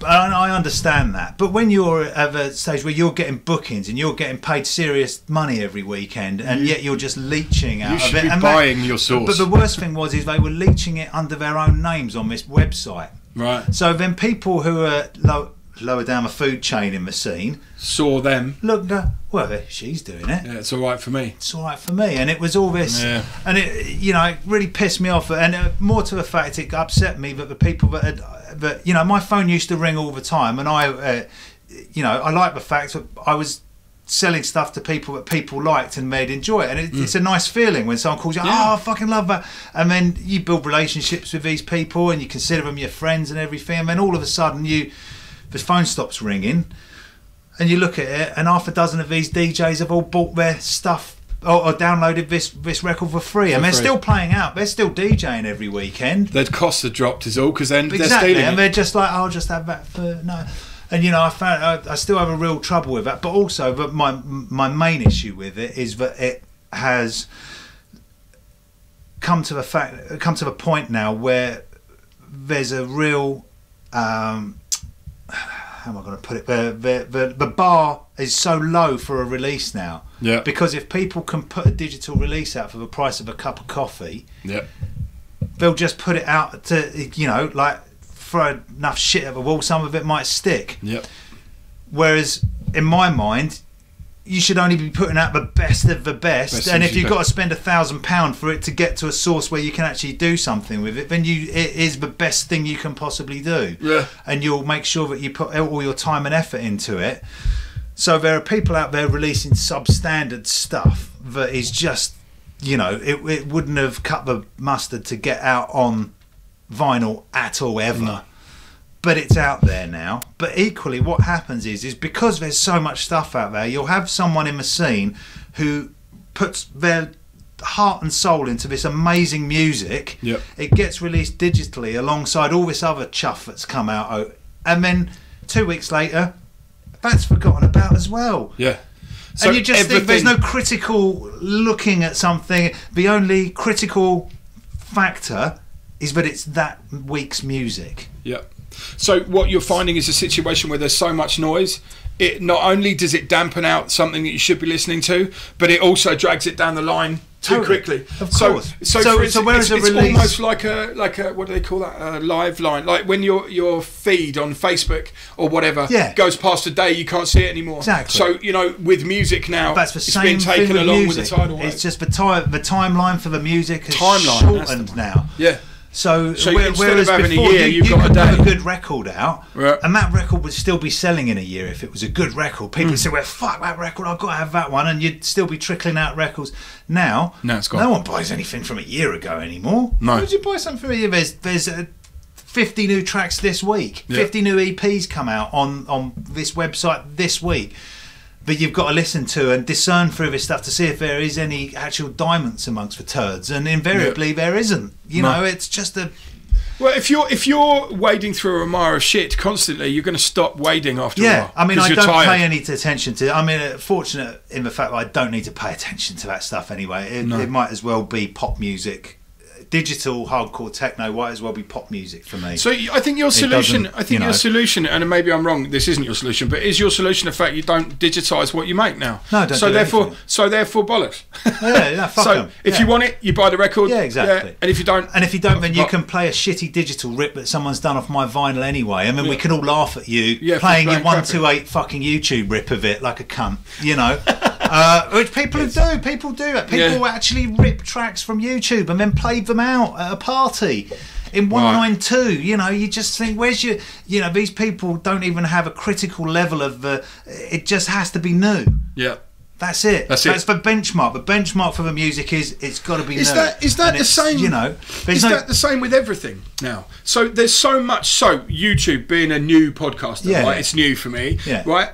The majority of my views are on the first day and the second day, because the first day when it goes up, all my subscribers, all 42 of them, get told, right? And then the next day you're told again to watch the second video from yesterday, right? So the numbers are coming from those 2 days. Of course, if anything that's from before that's been posted is forgotten, of course, So if that's the same on YouTube and it's the same with Facebook and all the things, you have to now hard hit it on that day it comes out. If you're doing digital, if you're doing something like vinyl, however, something you can hold in your hand. Right, I meant to say this earlier. Right, I remember going to, what the hell was his name in Tracks in Hartford? Everyone knew him. Was it Andy? Andy. Right. I go into Andy and I said, I want the whole back catalogue of Motley Crue. Right? Because I was completely enamoured with Motley Crue, not so much their music, who they were, how they lived, what they did. Even Vince Neil, even though Vince Neil killed Razzle, he's a fuckhead. Right? But their whole thing was completely what I was into. And I wanted to go in there and fuck the music. I already had that. I wanted those sleeves so I could see who they thanked, what they said, and what went on. And I still want that. Right, so all right, I'm 45, I'm a bit old, right, but you know that's what I wanted. So that's why I'd go and buy it. So even now. So I was listening to, and I cannot remember what the hell it was the other day, and it was something on YouTube. Oh, Shooter Jennings. Right, and I'd heard this thing, and someone says, "You want to listen to this?" I bought that. I looked at it on YouTube.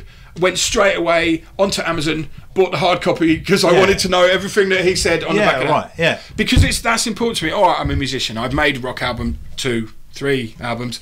Right, I've been there. But what's important to me, because I'm a songwriter, is the process behind them. Why did they thank Hootie Hootie off the back of that? Exactly. Who's that? Why are they doing that? I'm fascinated by all of that stuff, and that's why I like the physical product as well, because you can look back on these old, like the case in point, Rotterdam records that I was really into at the time, and you look back at 92 and you go, oh, they were thanking this person, that connection. It also gives you an idea of who was influencing and who was, you know, who was following them and who they were influenced by as well, because you know people would thanks to so and so for inspiring me, and you'd be like but when you've got digital, yes, people have got their social media profiles and stuff, but there's no I don't feel there's that engagement so much. I don't know, you know, when obviously we live in very different musical worlds, but when Use Your Illusion 1 and 2 came out, Guns N' Roses, like the big two after Appetite for Destruction, right? I went and bought that. Yeah, me too. Okay, excellent. Right, I went and bought them both, and I couldn't afford it, right, either, because I don't know, but it didn't matter. So I went and bought them both at the same time, and I went home and I put the thing on, and I remember this was like a almost going to church. For me, religious experience. It's a religious experience. That's what I was trying to think of. Because you're listening to a band, and certainly. Right, Appetite for Destruction, Guns N' Roses was the one band that I connected with completely. So did everyone else in the world. That's why it still sells over 400,000 units every year. Really amazing. That's mental, and that's true as well. So let's not miss about it. No, it's really cool. And so it should do. And so it should do, which is why Axl Rose is completely nuts and completely mentally rich. Right, and yes, he ripped off the rest of the band, but now they're doing it again, and everyone's gone back in. That reunion tour, even though Izzy isn't there, right? That reunion tour really should have fallen flat on its face. But no. Jesus Christ, everyone had such a hunger for it, and they want a new album so much that by mistake that album's going to sell 5 million hard units without even thinking about it. Easily. Right, so that's great, and you know, but the point being, how do you have a religious experience by downloading some shit off iTunes? Exactly. How do you worship at the temple of music without going to your CD player, your vinyl player, your DAT player sometimes, whatever, and sitting down reading the things cover to cover while you're listening to it? Totally. You can't do that with a download. No. I remember even as one of my formative experiences with music was the Beastie Boys album, License to Ill. Yeah. And I remember the experience of seeing it in the window and not being able to afford it. And going out and going, right, I'm going to fucking do more car cleaning this weekend, and I'm going to go back, and then cycling back down to Cheshunt on my bike, and so I still got a copy in there, and buying that album and taking it home, opening it up, looking on the inside and looking at the picture and the graphics, and just trying to take it all in and learn everything you could about what was going on the... And because there was no internet, that is what you had. So you would study that. Why have they taken that picture? What's the artwork saying? What the hell's that got to do with it? Read every lyric and and then just study that album, and then just sit there. I remember just sitting there listening and going, "Holy shit!" You know, just the experience of sitting there. I remember Paul Revere. The one that's got the backwards breakbeat, and just thinking, how are they making that? How are you doing that? Like that? No, how does that? And then realising all it was a breakbeat reversed. And then when you finally go, oh fuck, that's amazing. And, but you know, and I are still passionate about that now. Yeah, totally. And that was you when you were 15, 14, no, 12. Yeah. Right. So Use Your Illusion. I don't know. Appetite of Destruction was 89. I would have been when I was 17. So something like that. But you know, before that, you know, there was nothing but this whole thing. Now, when you've got the kids now. Yeah. And I hate to sound like that, man, but I'm gonna, right? The kids now, everything is immediate, download it, but it's not, there's no experience, right? We've said that. But also, there is something gravely missing out of the world, because if you don't have those notes to read the vocals, read the lyrics, you are going to sing the wrong words for the rest of your fucking life, right? And you're sat there, and I knew the words to every single Guns N' Roses song, right? Because of and then there are friends of mine singing the wrong words, and I'm like, what are you doing? You don't know that. You don't know the words. Yeah, You don't know what you're talking about. Yeah. And to be fair, everyone who's ever played in a band with me knows that I do not learn lyrics, even my own, right? So I know... There's a bit of mumble going on occasionally. Or the lyrics are on a flipping thing on the front. Oh, yeah, perfect. I remember we played to like 5,000 people once in this fucking great football thing in Luton, right? And I walked on stage and everyone was going, oh no, you're going to be all right, remember the lyrics? I went, yep, they're on the stage. Yeah, excellent. Right, and I still walked out and I had to put my guitar in front of my face because I had a freak out moment. And luckily the first song that we played, I played guitar. It's the only time I play guitar. Yeah. And I swear I did that on purpose, because I walked up, put it in front, put the guitar over me, and then played the first thing, looked up and went, oh shit, that's a lot of people. And I remember singing that and looking at the words, and if I hadn't have had them words there, man, of course, that would have been nothing. Out. I know. Yeah. I'd have stood in front of all these people and gone, you might as well kill me now. Oh, yes. But, you know, the whole point of everything now seems to be immediate gratification. There's no long-term anything. No. And what's the point? Do you know what I mean, of living? Yeah. If you have no, what do kids now, right? Because I need to know, right? Your kids are slightly older than mine. Yeah. What do they look for now? Yeah, it's interesting. I don't know. I mean, the thing I think they're going to miss out on is the fact that now I've got these records that I've collected for nigh on 35 years, and I can look back at my record collection from when I was 10. And it reminds me of a person or a time or a place or a feeling. And then you put the record on and it brings back more memories about stuff about that. Now, will people that are listening, that are 17, 18 years old now and buying music, will they be going back to the music they're listening to in another 25 years' time? And will they have the ability to be able to go back to it then as well? Do you know what? Probably not, to because their phones disappeared. Their MP3 player that they had, or they haven't got the download code anymore. Exactly. Or it doesn't exist. It doesn't exist out there, because there's plenty of music that I've got, but the only place it is ever going to be is on vinyl. No one's digitised any of this music. Yeah. You know, it was one of a good post I put up on Facebook years ago saying I'm listening to actual records that aren't on YouTube today, because everybody would always be posting, I'm listening to this today, and post a YouTube clip.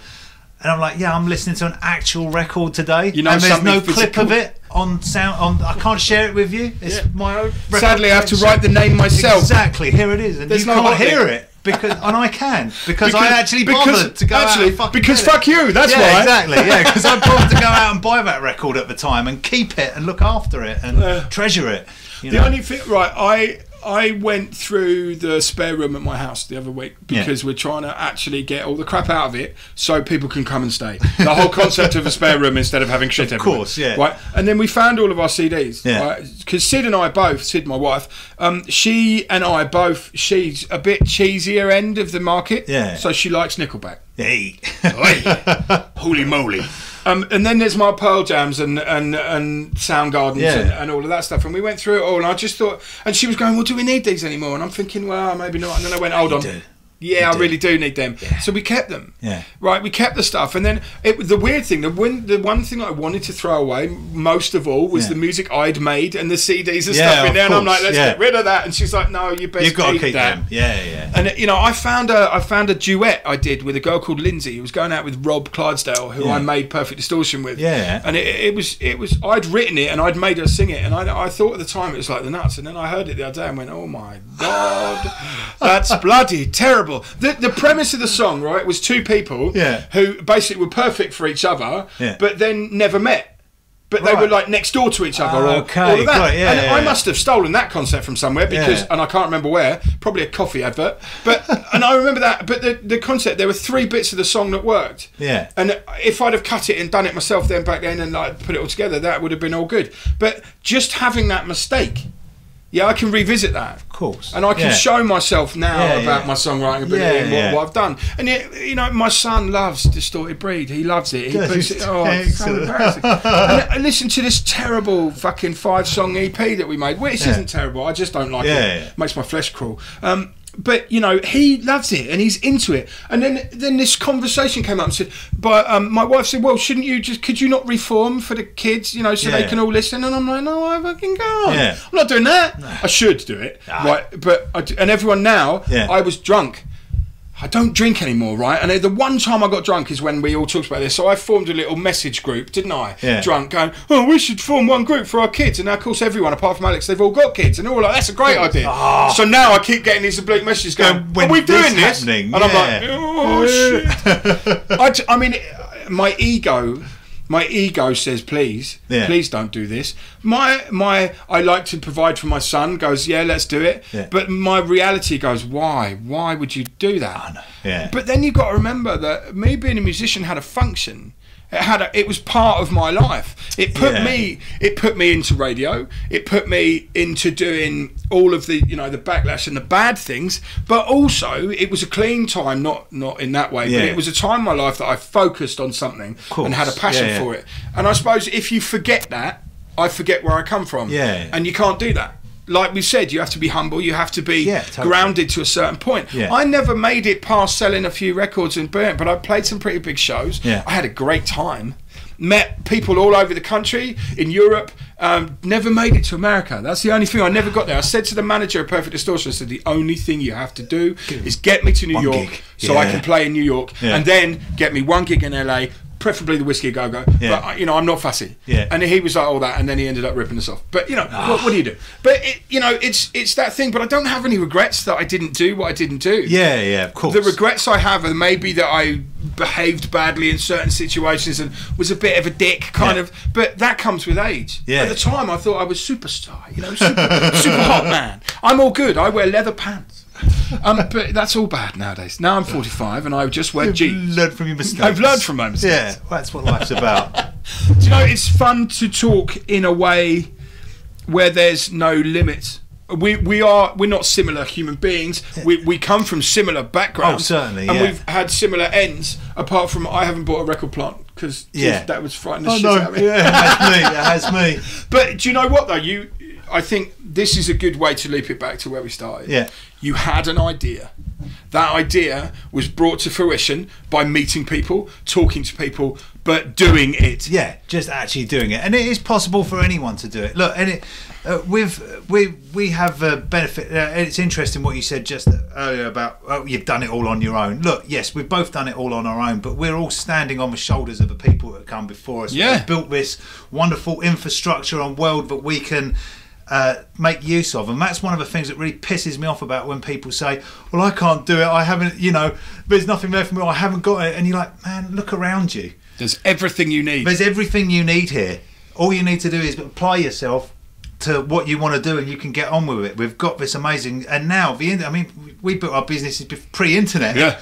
You know, people don't know how lucky they are having that form of communication. There was none of that. I was sending out faxes and from my dad's shop to order stuff. You know, there was how do you think? I mean, you know, we're quiet in January, but I filled the 2 spaces, and Dave filled one by his Instagram, and through one of them through Facebook. Yeah. So we both found a different way, because we said, look, we've got a space. Yeah. Without that, back in the olden days before the internet, when I had the first shop, we had to shout. I know, go out, literally. And go, we're here. Exactly. Got some space. Yeah, you know, and do all that. And I actually did that once. I remember going outside when I was in Slough in the olden days with them people, and I was outside the shop, literally putting out flyers going, we've got space today. And 2 guys from the army said, we're on leave for 2 days, can you fit us in? I'm like, mate, go downstairs, come down. They both had like big old bits on their arms and all that. Basically, they were going back to Germany the next day, and they weren't coming home for 2 years.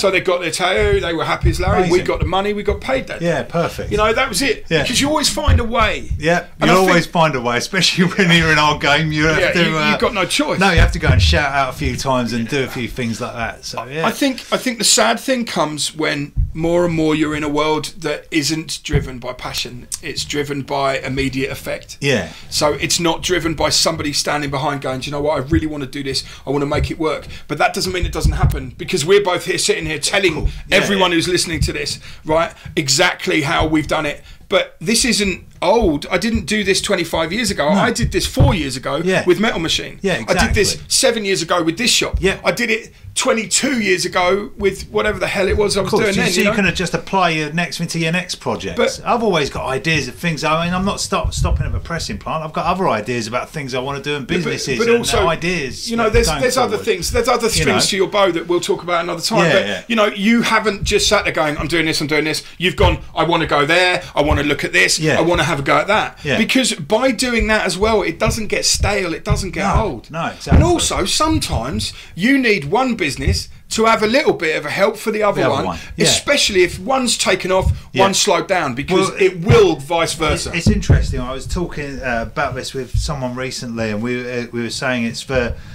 you've got to have your free businesses, in my opinion. If you're going to be like us and you're going to have something, you've got to have things that you can do, because there'll always be times when one of them's quiet and the other one's not, and then if one of them fails, you've still got 2 to go between. You know, that's very true. And I think you know, that's what I've done with you know, the other businesses what I do and the other things that I do. I've got the 3 things that ground me: the music, the clothing stuff, and the properties and stuff. So I've got the 3 things that are always the backup for me. If I've got nothing to do, I always know there's something to do with that, and I can go and I can improve in these areas as well and learn more about what I can do to. Well, that's I think if we leave anything as a legacy, it's that you never settle for what you have now, because if you do, it goes away. Exactly. And I did. So, I really rested on my laurels with underground music, having a rug pulled from under me. What it must have been like, you know, 8 years ago when everybody stopped. 8-9 years ago when everyone stopped buying vinyl. Yeah. I was fine. Every day I'd just get up and do the same thing, and then all of a sudden, we're all going to stop buying records now. Yeah. And there's me sat in there with a fucking warehouse full of records. How long did it take you though to turn around and go, yeah, okay, I'm fucked, I need this, and I need to do this? Probably 6 months, a year. Well, yeah, but still, sitting there going and then thinking, this ain't working anymore. I want to be able to keep doing this, so I've got to find something that enables me to keep doing this. Yeah. Because I'm never going to stop with the music. It's always been my passion and my love, and I always want to be involved with it, whether I'm putting on the nights, whether I'm running labels,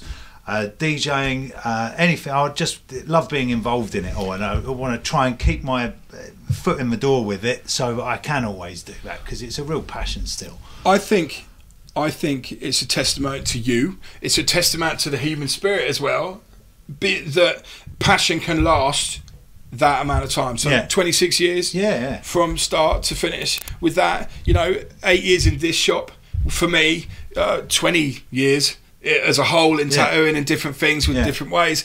But I've been a musician since I was 17. Yeah, right. So what's that? Bloody that's 20. Oh God, nearly 30. Oh my Lord. So you know, it's 38. You know, 28 years I've been, you know, pretending that I can play things and getting away with it. You know, singing songs and doing that. Yeah. Like, you know, like for me, I started DJing when I was 19. I was so shit at the beginning as well. But it was playing my first gig, knowing that I was a shit DJ, that made me go back home and fucking learn how to do it properly. And what you said from that DJ who said you've got to go home and practice, right? Yeah. Sometimes you need to hear from the right person what's possible and what's not. Yeah. And all he had to say to you is you need to practice. Yeah. And because it was him, it was and that validation from him, someone I knew and respected, and someone that I could look at, and it was just that, just go and do it. Thanks, Colin. I will. Yeah. God rest his soul. Yeah. And for him, he was, Colin Faber was a real influence for me, and I was lucky enough to end up being good mates with him. I used to go down to his show on Kiss and take records down to him every week. And sometimes when Brenda Russell didn't go down, I'd be sitting there and he'd be on the radio on Kiss FM, sitting there in front of me like you are now, and then he'd finish playing that record and he'd pass it to me, and I'd have to sit down doing all the MCPS forms and stuff. And I had to pinch myself sometimes, thinking, what am I doing? I'm sitting in the studio at Kiss FM with my hero, who I used to sit at home listening to, thinking this guy was a fucking legend, and now I'm hearing he's in the fucking studio on Holloway Road at Kiss FM, handing new records that I've got from my distribution to Colin, who's been playing them on his fucking radio show to the whole of life. So mind blown. Even though you were the distributor, you'd moved up, you still like having that. It's not childlike. I don't want to diminish it, but respect for this man, full respect for him. If you can do that, I mean, the sad thing for me is that the people that I've looked up to and followed, and wanted to emulate to a certain extent, have always been the wrong role model. You know what I mean? Course, people who maybe... But that's the thing, you can take what you can from these people and avoid the other things that you shouldn't be following. Well, I can avoid them now. Yeah, of course, but at the time, you learn to live a certain way, Yeah. And as long as you can change when you have to, and you can provide for your loved ones, and you can make your passion come through somehow. Yeah. You know, a lot of people have asked me, and they, a lot of messages from friends of mine going, "Why are you doing this podcast? No one's listening, no one cares." And I'm like, I don't give a shit. But this gives me an outlet. Yeah, totally. And that outlet is all that I need. Yeah. And that's fine by me. Yeah. But also, don't think I haven't got anything to say. And I'm lucky now to have YouTube, where I can post what I want to say. Yeah, and if you want to listen, that's great. If you don't, I couldn't give a shit. Yeah. But I've said it, and it's on record, and I'll stand by it. And it's the same thing with because I do a weekly radio show as well.